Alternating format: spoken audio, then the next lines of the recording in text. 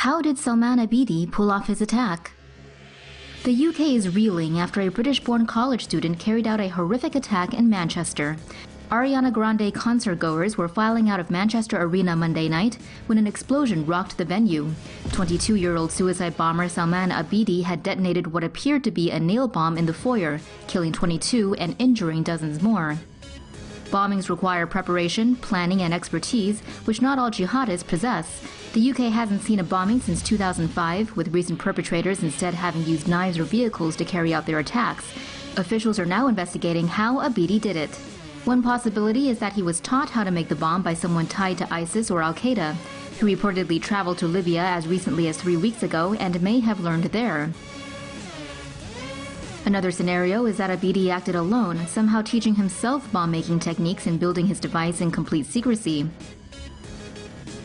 This is unlikely, however, given that the task requires engineering skill. ISIS has also claimed responsibility for the attack, though their involvement has yet to be confirmed.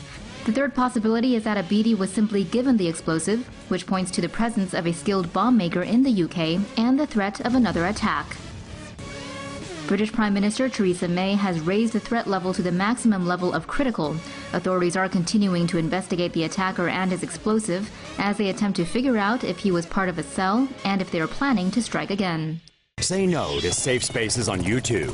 Support TomoNews at patreon.com/TomoNews. Several acts of terror have been carried out in the UK in the past. UK Parliament attack kills at least 4. On March 22nd, a car mounted the pavement on Westminster Bridge and mowed into roughly a dozen pedestrians. The car then rammed into the railings of the Palace of Westminster.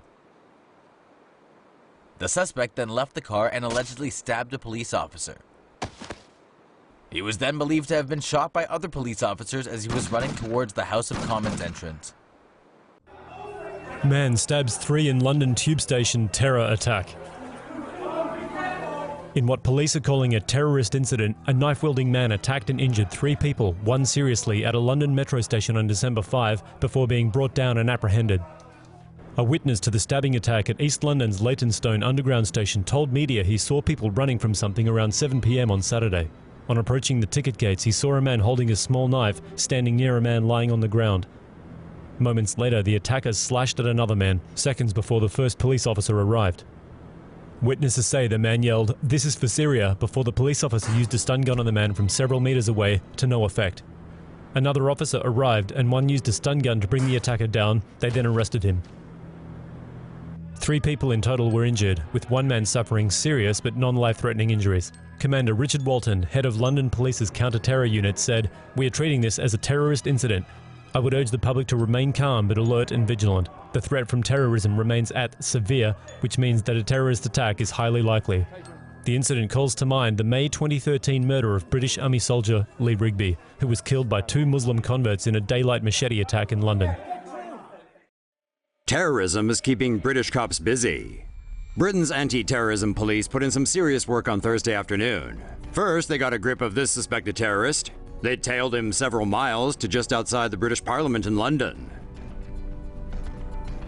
There, heavily armed cops swooped into action and arrested the man. Several knives were found in his possession. Sound familiar? That's because it's not far from where now dead jihadi nutcase Khalid Massoud pancaked dozens of people in March before gutting a cop. Speaking of Massoud, his final WhatsApp messages prior to his March 22 attack were recently cracked by British intelligence. They reportedly revealed his rationale for the attack as being revenge against Western military action in Muslim countries. In a separate anti-terror op on Thursday, cops shot and wounded a female suspect in northwest London. They also busted 2 male and 2 other female terrorism suspects following the operation. Meanwhile, terrifying CCTV footage from the London Underground has emerged, showing the moment a teen left a bag with a bomb on a train. Thankfully, no one was hurt, because with just minutes to spare, the driver removed the explosives from the carriage. This went down in October last year.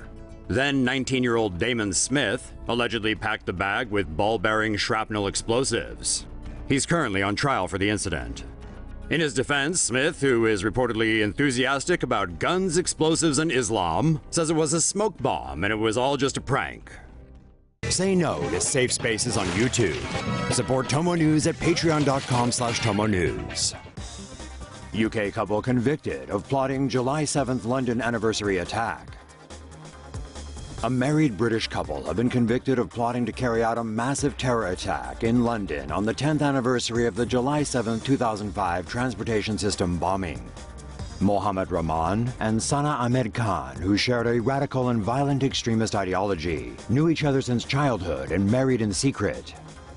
Khan funded Rahman's jihadist dream of planning an attack on the 10th anniversary of the 7/7 London bombing by buying chemicals and explosive manuals with her work salary and payday loans. Rahman even asked netizens to choose the bombing site between the Westfield Shopping Centre or the London Underground on Twitter. The couple reportedly also test-fired one of their bombs in their backyard. Rahman was arrested on May 28th at a co-op when armed police descended on him. Experts believe the couple were only a detonator short from completing the bomb. Police found a Jihadi John-style hunting knife and chemicals that could be used to create a massive bomb, including 10 kilos of urea nitrate, a highly explosive chemical. After their arrest, the couple turned on each other during their trial, accusing each other of being the real Islamic extremist.